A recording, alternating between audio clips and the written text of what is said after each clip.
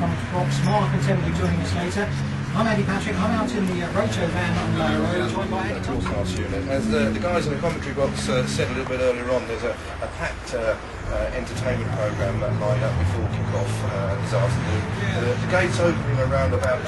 Three generations of Colchester United fans. The atmosphere here starting to warm up big time. The gates opening. It's just about 2 or 3 minutes expecting to sell out. I mean, a fiver is a bargain, isn't it? I think we'll sell out, yes. Long before kick-off. Well, I hope so anyway. What would you say if you had one moment in those 10 years in that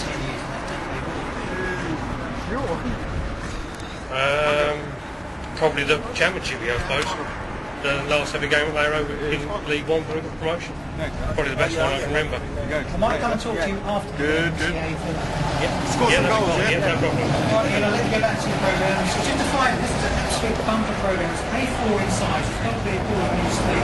It's just to find it. I know in there there's a very comprehensive history of the history of railroad from Colchester Town days right up to 68. So next year, talk to you very briefly. I don't mind at all. Yes, good afternoon then.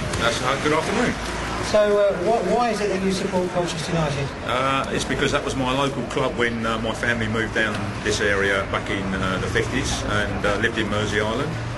And in 57 started following them as I got interested in football. First game was 58. So it is literally 50 years into you? 50 years exactly. Last season I managed to catch up with them when we had a great season in the Championship. But I just been telling a lot of people, the amazing thing is that if you had said 3 years ago that Colchester United will finish runners-up in Div 1, have 2 seasons in the Championship, one not far off getting in the Premier League, and then move into a new ground, you'd have thought, it's crazy. But it's coming true, but it'd be sad to say goodbye to Lower Road. Corey, you can go a little bit further than Dave. Tell us when you first came to Lower Road. 1949. I used to come up here with my friend. We used to come up reserve matches as well then. And are you a regular home match come Yes. Seasons for the whole thing? Yes. Yeah. Don't go to many away matches, but all the home matches. So what's your high point of all those years? Well, I suppose going up, wasn't it, to the Championship, but it wasn't expected. Everybody called us Little Colchester, and it wasn't expected, was it? No, I mean, nobody believed this day was going to happen, did they? No. It's sad in a way. It's like home here. Yeah. But you have to do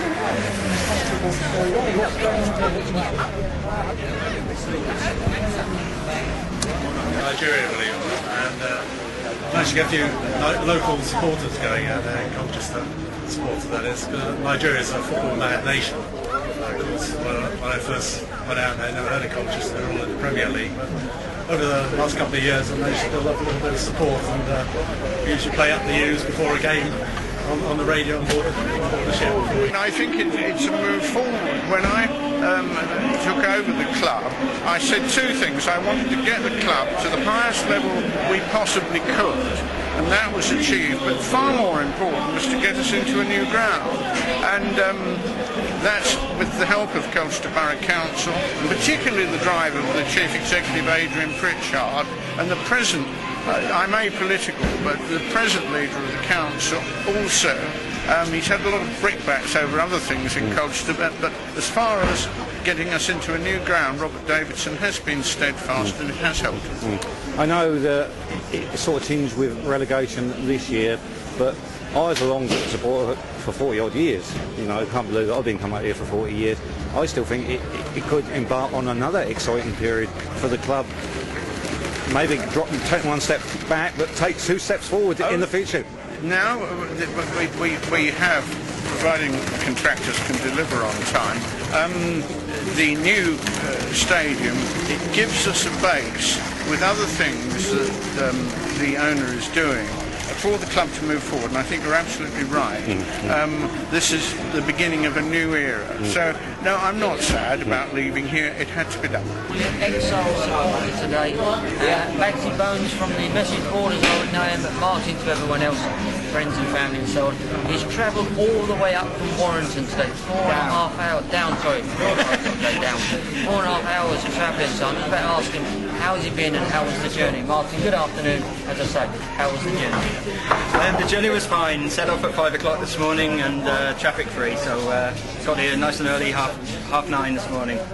Well, I first came here in '59 when I was in school in Colchester, and then after '62, '63 I moved away to Suffolk, so it's a long gap now until today. I've only been back 4 times since then.